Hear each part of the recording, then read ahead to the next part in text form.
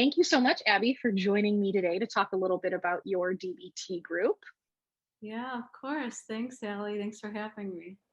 So let's kind of dive right in. Tell us a little bit about how your DBT group would be different than maybe a consultation group or a supervision group that clinicians might be familiar with in the realm of DBT. Yeah, definitely.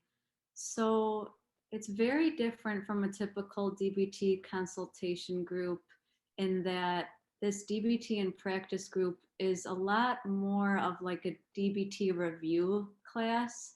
So we really are a lot more focused in teaching and exploring the skills and the theories rather than on case consultation. Of course, DBT consultation groups are so beneficial, but this is a very different space and format than that. Mhm, mhm. So, what could a group member expect to see week to week in the DBT and practice group? Yeah, so it's 10 weeks total, and we meet once a week for about 55 minutes. We cut out, to give transition time. And it's based in a 10-week curriculum. So each week is designated to a specific topic. The beginning weeks are really interesting. They're all about the origins of dialectical behavior therapy, the primary foundational theories of DBT, such as the dialectical theory and the biosocial theory. And Mhm. then we kind of shift more into the skills. So then there are weeks specific to emotion regulation skills, interpersonal effectiveness skills, mindfulness, distress tolerance. And some weeks also are pretty interesting, and they're all about the role of the therapist through Mhm. a DBT lens. So really looking at how does the therapist use their sense of self? How can they communicate aligned with DBT? Things like Mhm. that. Mhm. Can group members expect to do, I know in a traditional DBT group, there is homework, right, week to week, and that's very much a part of the curriculum. Would group members in your group expect to dedicate a little bit of time outside that 55 minutes a week to focus on handouts or homework or any other assignments or practice work? Yeah.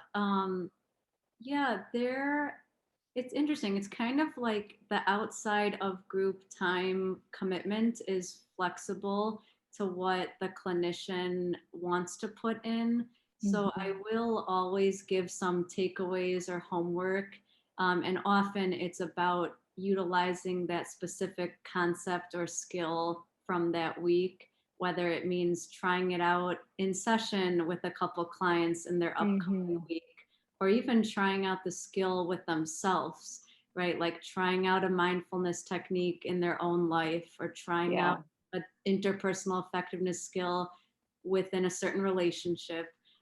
So the homework often looks like that, but it's open to what they want to invest. So I never like evaluate the homework, and it's not that rigid. Okay.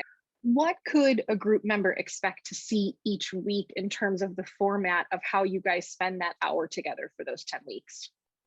Yeah, so the way the hour is structured is we do a very brief check in, kind of getting oriented to the group space together.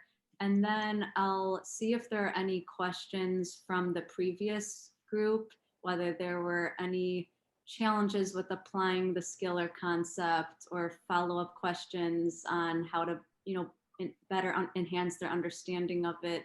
And then we really, probably for about 35 to 40 minutes is spent with me teaching the new concept or skill, and then there's space for questions and answers. It's this carved out space where everyone is focused in enhancing DBT and Mhm. developing greater knowledge. um, it also just feels like a very supportive and friendly space. Like, even though I'm the leader, it feels very collaborative. I think people have really enjoyed getting feedback from others, bouncing ideas off one another. It's a Mhm. very, very nice community feel. Well, thank you so much for taking a little bit of time out of your day to tell us more about the DBT and practice group. Of course. Thank you, Ellie.